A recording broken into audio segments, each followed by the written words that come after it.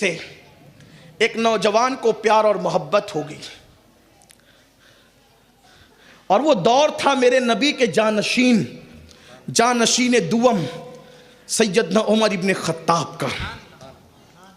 مطلب یہ مرض نیا نہیں ہے، پیار محبت کی یہ لعنت جو ہے وہ نئی نہیں، یہ پرانی ہے۔ ہاں، لڑکے ہمیشہ ہی سے منچلے رہے ہیں، ہنسنے کی بات نہیں، یہ تو تباہی کے دہانے پر ہے۔ پیار سے اتنا ہی سینہ ابل رہا ہے تو اپنی ماں سے کیوں پیار نہیں کرتے؟ اپنے باپ سے اتنے پیار کرنے والے ہو گئے۔ کچھ لوگ تو یہ کہتے ہیں کہ ہم جو لوگ پیار کرنے سے نفرت کرتے ہیں ہم ان کو جلا دیں گے اور ان کو مار دیں گے اور ان کو گولی سے اڑا دیں گے۔ پیار سے کسے نفرت ہے؟ جھوٹے! اگر تجھے پیار ہی ہوتا تو جس نے 2 سال تک دودھ پلایا اس سے پیار کیوں نہیں کرتا؟ مولانا پیار کا دشمن نہیں ہے، اصل پیار کرنے والا تو مولانا ہی ہے، لیکن تجھ میں اور اس میں فرق یہ ہے، اللہ والوں میں اور نفس پرست میں فرق یہ ہے کہ تم نفسانیت کے لیے کسی کو چکر میں لا کے اس کو پیار کا نام دیتے ہو، اور جن لوگوں کو واقعی پیار ہے وہ دودھ پلانے والی ماں سے پیار کرتے ہیں، وہ دودھ ساتھ پینے والی بہن سے پیار کرتے ہیں، وہ اپنے باپ سے پیار کرتے ہیں جس کو جنت کا دروازہ کہا گیا ہے، وہ اپنے علماء سے پیار کرتے ہیں، وہ نبی کی اولاد سے پیار کرتے ہیں، وہ قرآن سے پیار کرتے ہیں، اسلام سے پیار کرتے ہیں، شریعت سے پیار کرتے ہیں۔ پیار اس کا نام ہے۔ پیار سے کون جلتا ہے؟ جو آپ جلانے اور مارنے کی بات کرتے ہیں۔ یہ جو تم گرفتار ہو یہ نفسانیت، بہرحال دور نہیں جاتا تو وہ لڑکی سے ایک لڑکے کو پیار ہو گیا، اس نے خط لکھ کے کہا کہ آپ سے شادی کریں گے۔ اس لڑکی نے جواب دیا یہ شادی کی بات تو ابھی نہیں ہوگی، ایک شرط ہے شادی سے پہلے کہ 40 دن تک، کتنے دن تک؟ 40 دن تک تمہیں امیر المومنین فاروق اعظم کی اقتداء میں 5 وقت کی نماز پڑھنی ہوگی۔ سبحان اللہ۔ اگر تم ان کے پیچھے 40 دن نماز پڑھو گے تو پھر دیکھا جائے گا۔ اب وہ آپ جانتے ہیں نا کہ مرتا کیا نہیں کرتا۔ کتنے یہاں عاشقان زار موجود ہیں کہ جن پر بھی ایسی کیفیت گزری ہوگی کہ پھر شرط آئی تو سب پوری کی، وہ بھی بیچارہ پوری کرنے کے لیے تیار ہو گیا، اور اس نے کہا کتنی چھوٹی سی شرط تو ہے کہ 40 دن نماز پڑھنا ہے۔ کہاں؟ مسجد نبوی کے اندر امیر المومنین کی اقتداء میں۔ 1 دن 2 دن 4 دن 10 دن 20 دن 40 دن گزرے۔ اب وہ لڑکا آیا نہ اس کا خط آیا نہ اس کا پیغام آیا، کچھ نہیں آیا۔ اب اس نے خود خط بھیجا کنیز کے حوالے سے، کہا کیوں 40 دن پہلے تو بڑی پیار کی باتیں کرتے تھے، آج کیا ہوا؟ کہا عمر کے پیچھے نماز پڑھ لی تو دل میں وہ عشق مصطفیٰ پیدا ہوا کہ اب کسی کی ضرورت ہی محسوس نہیں ہوئی۔ یہ تھے علم والے، یہ تھے علماء۔ تو اپنے بچوں کو علم کی طرف لاؤ، انہیں انجینئر بھی بناؤ، ڈاکٹر بھی بناؤ، ٹیچر بھی بناؤ، علم بھی دو۔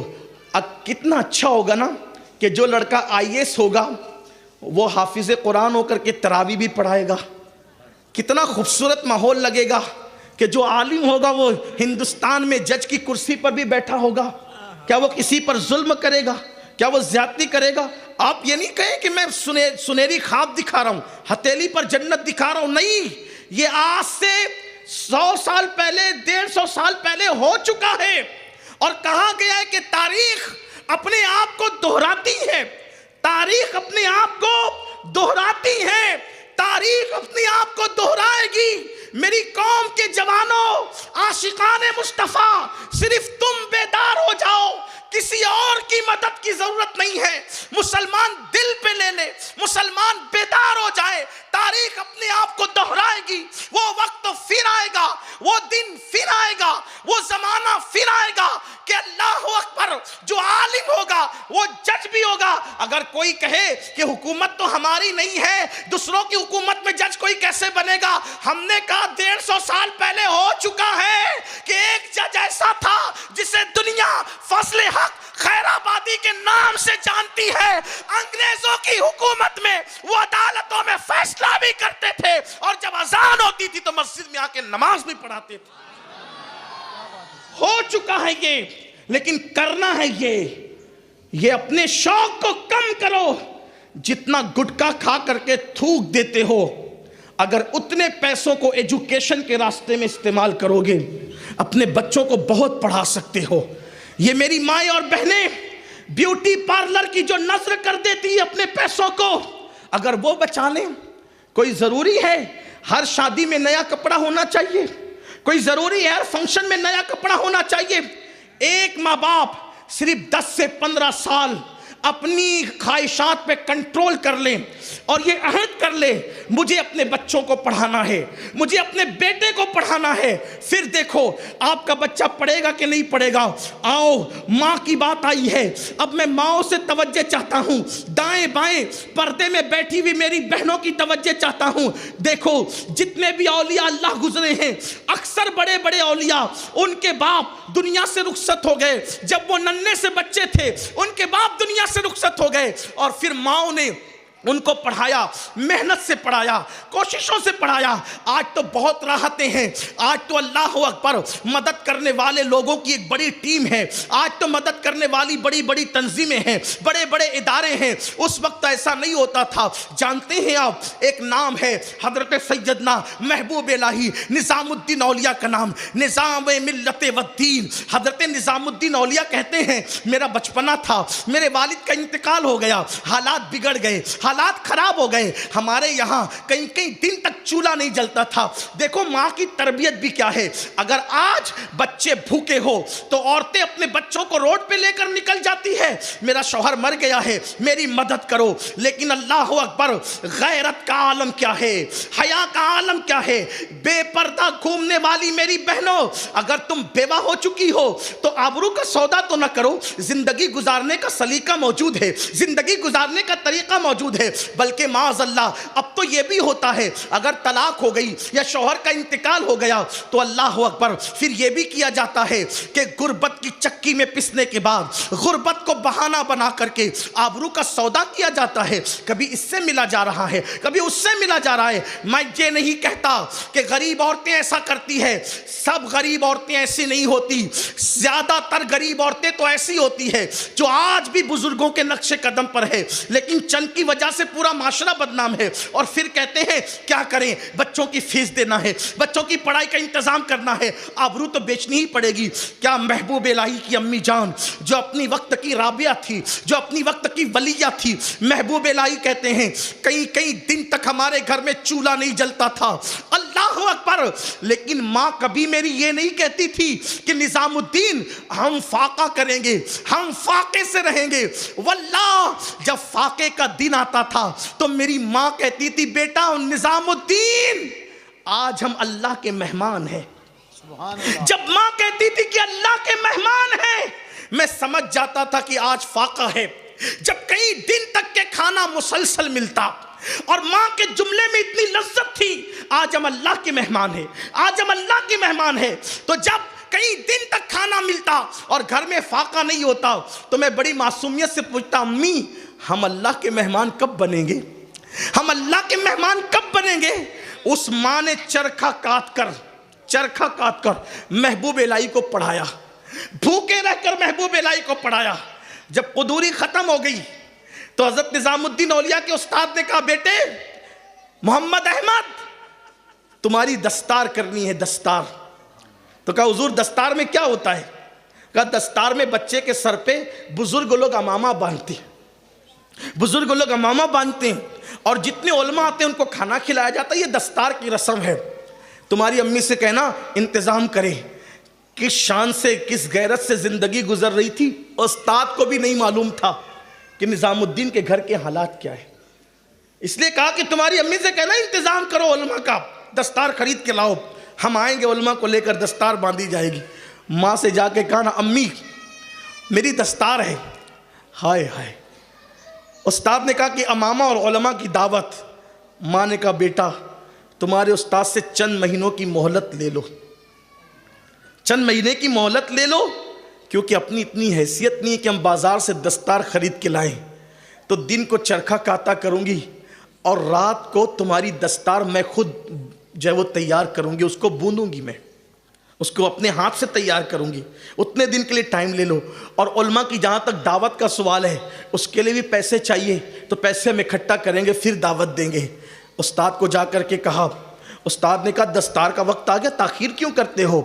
آخر کار کسی ذریعے سے پتہ چل گیا کہ اللہ اکبر پیسے دعوت کے لیے نہیں ہے، تو استاد نے جتنے پیسوں کی کمی تھی وہ پوری کی، اور حضرت محبوب الہی کے سر پہ وہ دستار باندھی گئی جو ان کی امی نے اپنے ہاتھ سے بنا تھا، اپنے ہاتھ سے تیار کیا تھا۔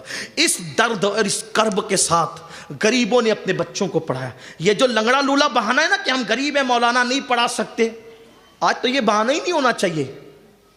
اتنے بڑے بڑے مدرسے موجود ہیں جہاں فری میں پڑھائی ہو رہی ہے، پھر بھی لوگ نہیں پڑھاتے۔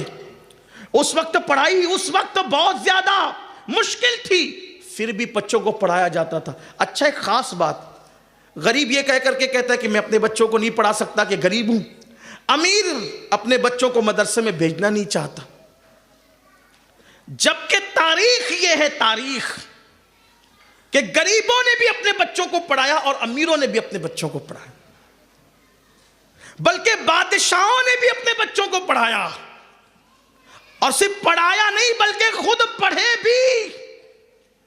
اس مجمع میں کتنے میرے بھائی ایسے ہوں گے جنہیں قرآن پڑھنا نہیں آتا، لیکن وہ یہ کہہ دیتے یار بچپنے میں کھیل کود کی، بڑی وہ کی، بڑی غفلت کی، ٹائم نہیں تھا، ایسا نہیں تھا، ویسا۔ اب نہیں پڑھ سکتے۔ کیوں نہیں پڑھ سکتے؟ جب 40-50 سال کی عمر میں کمپیوٹر سیکھ سکتے ہو تو اللہ کی کتاب کیوں نہیں سیکھ سکتے؟ 40-50 سال کی عمر میں جم جا سکتے ہو تو اللہ کے گھر میں اللہ کی کتاب سیکھنے کے لیے کیوں نہیں آتے؟ 40-50 سال کی عمر میں انگلش اسپیکنگ کورس کرنے جاتے ہو تو اس کے لیے کیوں نہیں آتے؟ اور ہمارے یہاں علم سیکھنے کی کوئی عمر نہیں ہے۔ ہمارے نبی نے فرمایا اطلب العلم من المہد الی اللحد، ماں کی گود سے لے کر قبر میں جانے تک علم حاصل کرتے رہو۔ ہمارا پورا زندگی کا سفر علم اور علم اور علم ہی ہے۔ طالب علم بن کر زندگی گزارو، اس لیے کہ طالب علم کی شان یہ ہے کہ طالب علم جس قبرستان سے گزر جاتا ہے اللہ 40 دن کے لیے اس قبرستان سے اپنے عذاب کو اٹھا لیا کرتا ہے۔ آؤ سیکھو، ٹائم نکالو۔ اگر 1 گھنٹہ دیا نا اچھے عالم اور اچھے قاری کو، قرآن سیکھ لو گے اور سیکھ سکتے ہو۔ نہیں مولانا، نہیں باپو، بہت مصروفیت ہے۔ کیا ہے؟ بزنس ہے۔ آپ بزنس ہی ہے نا، بادشاہ تو نہیں ہے نا۔ اگر بادشاہ چاہے تو بادشاہ بھی سیکھ سکتا ہے قرآن۔ بزنس سنبھال کر نہیں، صرف بادشاہت سنبھال کے بھی سیکھ سکتا ہے۔ کیا ہندوستان کی تاریخ نہیں پڑھی؟ ایک دن اورنگزیب عالمگیر کے دونوں بیٹے اعظم اور معظم دونوں حافظ قرآن ہو گئے، تو اورنگزیب نے اپنے بیٹوں کو کہا جاؤ دادا کو سلام کرو۔ یہ اورنگزیب بھی بیچارے بڑے مظلوم ہیں، جس بیٹے کا اتنا ادب و باپ کے حوالے سے کہ بیٹے حافظ قرآن بنتے ہیں اور باپ کو سلام کرنے آتے تو کہتے پہلے مجھے نہیں اپنے دادا کو کرو۔ جو اتنا ادب کرتا تھا اپنے باپ کا، اسی پر الزام رکھ دیا تاریخ نے۔ اس نے تو اپنے باپ کو قید کر دیا تھا، قتل کر دیا تھا۔ واہ صاحب، کیا دن دکھایا اچھے لوگوں کو، بدنامی کیا۔ جھوٹ ہے، مکر ہے، فریب ہے، مکاری ہے۔ اورنگزیب کا ایک ہی قصور ہے کہ وہ دیندار تھا، اسی لیے بدنام کیا، ورنہ اکبر کو اکبر اعظم کہتے ہیں، اکبر دی گریٹ کہتے ہیں۔ یہ اکبر اعظم کیسے ہو گیا، دی گریٹ کیسے ہو گیا؟ کیونکہ وہ ملحد تھا، دین کو نقصان پہنچانے والا تھا۔ لوگوں کی فکر ہے جو بھی دین کو فائدہ پہنچائے اس کو ڈیمیج کرو، اور جو دین کو نقصان پہنچائے اس کو اٹھاؤ اوپر، عزت دو۔ لیکن تاریخ پر کالک پوت سکتے ہو، تاریخ کو مٹا نہیں سکتے۔ مشک پہ پیرا بٹھا سکتے ہو، مشک کی خوشبو پہ پیرا نہیں بٹھا سکتے۔ پھول کو قید کر سکتے ہو، پھول کی خوشبو کو قید نہیں کر سکتے۔ واقعی وہ اورنگزیب تھا جو اپنے ماں باپ کا بڑا فرما بردار وفادار تھا۔ کچھ سیاسی معاملات ضرور تھے، لیکن اورنگزیب جب خط لکھتا ہے اپنے باپ کو تو کن القابات سے لکھتا ہے؟ اپنے والد شاہ جہاں کو اورنگزیب نے جتنے بھی خطوط لکھے اس میں کا ایک قبلہ عالم، جہاں پناہ، ذل الہی، اعلیٰ حضرت، اس طرح کے القابات اپنے باپ کو لکھتے ہو، اور اسی کو کہا جاتا ہے کہ قید کر دیا تھا، قتل کا۔ جھوٹ ہے۔ بڑھاپے میں شاہ جہاں کا ذہن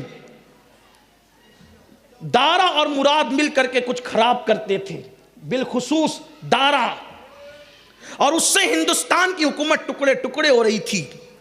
تو اس سے پہلے کہ حکومت دارا کے ہاتھ میں نادانی سے دے دی جاتی، اورنگزیب نے ہندوستان کو ٹکڑے ہونے سے بچانے کے لیے، اکھنڈ بھارت کی مریادہ کو رکھنے کے لیے حکومت اپنے ہاتھ میں لے لی۔ بس اتنا ہی کیا، اور کیا کیا؟ اگر کوئی شمع لے کر چل رہا ہو اس کے قدم ڈگمگا جائیں تو اس کے ہاتھ سے اگر شمع لے لینا یہ قصور ہے تو پھر کیا گر کر کے بجھنے دی جائے شمع کو؟ ہاتھ میں لینے والے کا قصور کیا؟ اس نے تو ڈگمگاتے ہوئے مشعل بردار سے مشعل سنبھال لی اور بجھنے سے بچا لیا، اور اسی پہ الزام ہے باپ کے قتل کا؟ جھوٹ ہے۔ بہرحال اب دیکھو کتنا فرما بردار تھا سلطان محی الدین عالمگیر اورنگزیب، اپنے والد کے وہ کتنے فرما بردار۔ کہا کہ جاؤ بیٹے دادا کو سلام، بچہ ہے، دادا جان سلام علیکم، بیٹے آج عید ہے؟ نہیں دادا، آج ہم نے قرآن حفظ کر لیا ہے، بادشاہ کے بیٹوں نے، بادشاہ کے پوتوں نے، مغل شہزادوں نے قرآن حفظ کر لیا ہے۔ کہا بیٹا جاؤ جاؤ یہاں سے۔ خوشی تو ہے لیکن اس سے زیادہ خوشی اس وقت ہوتی، کیونکہ حدیث پاک ہے جس کا بیٹا حافظ قرآن ہوتا ہے اللہ اس کے باپ اور اس کی ماں کو قیامت کے دن وہ تاج پہنائے گا، جس تاج کی روشنی سے پورا محشر میسر منور ہو جائے گا اور مستنیر ہو جائے گا۔ کاش میرا بیٹا حافظ ہوتا تو مجھے زیادہ خوشی ہوتی، یہ سعادت تو تیرے باپ کو ہے، جاؤ اپنے باپ کو سلام کرو۔ بچے آئے، منہ اتر گیا، چھوٹے چھوٹے تھے۔ دادا نے کیا کہا دادا کہتے ہیں یہ تو تمہارے باپ کی سعادت ہے، مجھے کیا ملنا ہے؟ میرا بیٹا بھی حافظ ہوتا تو یہ سعادت مجھے بھی ملتی۔ اورنگزیب اس کے بعد پھر باپ سے ملنے نہیں گئے، 6 مہینے تک ملنے نہیں گئے۔ 6 مہینے کے بعد ملنے گئے، کہا السلام علیکم ابا جان۔ کہا بیٹے آج سلام کی کوئی خاص وجہ؟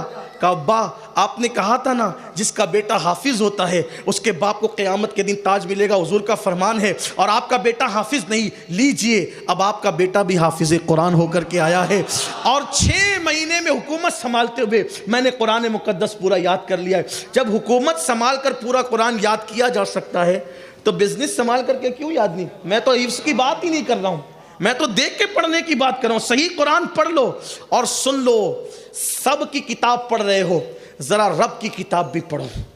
یہ ایک کتاب ایسی شان والی کتاب ہے جس کو پکڑنا عبادت، جس کو چومنا عبادت، جس کو دیکھنا عبادت، جس کا احترام کرنا عبادت، جس کی تعظیم کرنا عبادت، جس کا احترام کے لیے ہٹ جانا اپنی جگہ سے وہ بھی جنت میں جانے کا ذریعہ۔ ایک بادشاہ تھا، بادشاہ مر گیا، بہت لوگوں پہ ظلم کیا تھا اس نے، مرنے کے بعد کسی نے خواب میں دیکھا وہ جنت کے باغوں میں ٹہل رہا ہے، کہا رے تو بڑا ظالم تھا۔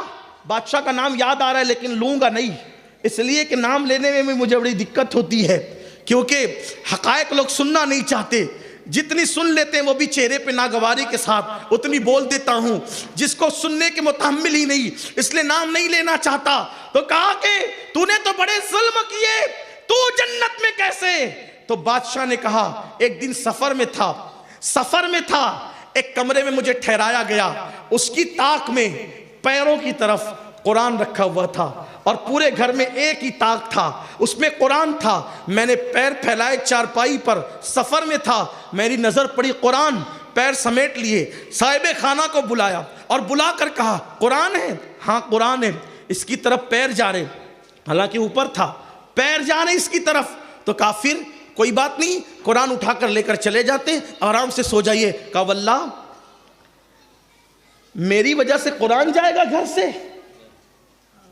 میری وجہ سے قرآن جائے گا گھر سے؟ نہیں، میری وجہ سے قرآن نہیں جائے گا، قرآن کی وجہ سے میں کمرہ خالی کروں گا، کیونکہ یہ اللہ کی کتاب ہے، قرآن جہاں تھا وہیں رہے گا، میں کمرہ خالی کروں گا۔ اور اس نے خالی کیا، جب مرا تو میرے اللہ کی طرف سے ندا آئی، تو نے میری کتاب کی عزت کی، اسی دن میں نے تیرے سارے گناہوں کو معاف کر دی۔ یہ اللہ کی کتاب کی قدر کی برکت ہے۔ ڈاکٹر اقبال کہتے ہیں جو قوم قرآن کو تھام لیتی ہے، یہ کتاب وہ ہے کہ اپنے تھامنے والے کو کبھی گرنے نہیں دیتی۔ توجہ کرنا، جس کتاب کا گرنا مسلم امہ کو پسند نہیں، توجہ ہے آپ کی، جملے پر دھیان دیں، جس کتاب کا گرنا مسلمانوں کو پسند نہیں، اس کتاب کو تھامنے والے کا گرنا اللہ کو کیسے پسند آ سکتا ہے؟ پکڑو کتاب کو، تھامو کتاب کو، اللہ کی کتاب کی طرف آؤ، اور یہ وہ کتاب ہے جس سے رشتہ جوڑنے والا کبھی ذلیل نہیں ہوتا۔ تو اپنے بچوں کو قاری بناؤ، عالم بناؤ، حافظ بناؤ، جاتے جاتے اپنی گفتگو ختم کرتے کرتے اپنی بیٹیوں کو بھی پڑھاؤ۔ باپو نے بہت بڑی بات کہی، 200 بچیاں پڑھ رہی، اللہ کرے اس میں اور اضافہ، جتنے لوگ تعاون کر رہے ہیں اللہ سب کو برکتیں دے۔ دیکھو پڑھنے کی برکت کیا، ایک لڑکی پڑھی لکھی سے مراد جس نے دین بھی پڑھاؤ۔ اگر آپ برا نہیں مانے تو یہ بھی کہہ دوں، ہمارے یہاں پڑھے لکھے کا مطلب ہے جس نے دین پڑھاؤ۔ ہاں دنیا بہت کچھ پڑھ لیا، اگر دین کچھ بھی نہیں پڑھا تو پھر وہ مذہب کے نزدیک پڑھا لکھا نہیں، وہ ان پڑھ ہی ہے۔ جن ڈگریوں نے دنیا میں رہ جانا ہے ان ڈگریوں کی اہمیت کیا؟ دنیا کے لیے ہے کرو لیکن دین پر توجہ دو۔ بات سمیٹتے ہوئے آخری بات کروں، پڑھی لکھی لڑکی میں پڑھی لکھی جس نے دین پڑھا اور ان پڑھ لڑکی نے جس نے نہیں پڑھا، فرق کیا ہے؟ لیکن یہ بھی کہوں گا ضرور کہ جہاں تعلیم کا نظام ہو، وقت ہے نا، جہاں تعلیم کا نظام ہو وہاں تربیت کا نظام بھی ہونا چاہیے۔ اللہ کا خوف، اللہ کا ڈر، سنتوں پر عمل۔ پڑھو صرف ڈگری کے لیے نہیں، پڑھو اللہ کی معرفت کے لیے، اللہ کے قرب کے لیے، آخرت کو بہتر بنانے کے۔ عالم وہ ہے جسے دیکھ کر خدا یاد آتا ہے۔ مطلب کیا ہے؟ وہ چلتا ہے تو اللہ کے خوف سے لرزتے ہوئے چلتا ہے تو لوگوں کو لگتا ہے جس کے خوف سے لرز رہا ہے اتنا بڑا عالم، اس خدا کی شان کا عالم کیا ہو۔ یہ ہوتا ہے سنتوں پر عمل، خشیت۔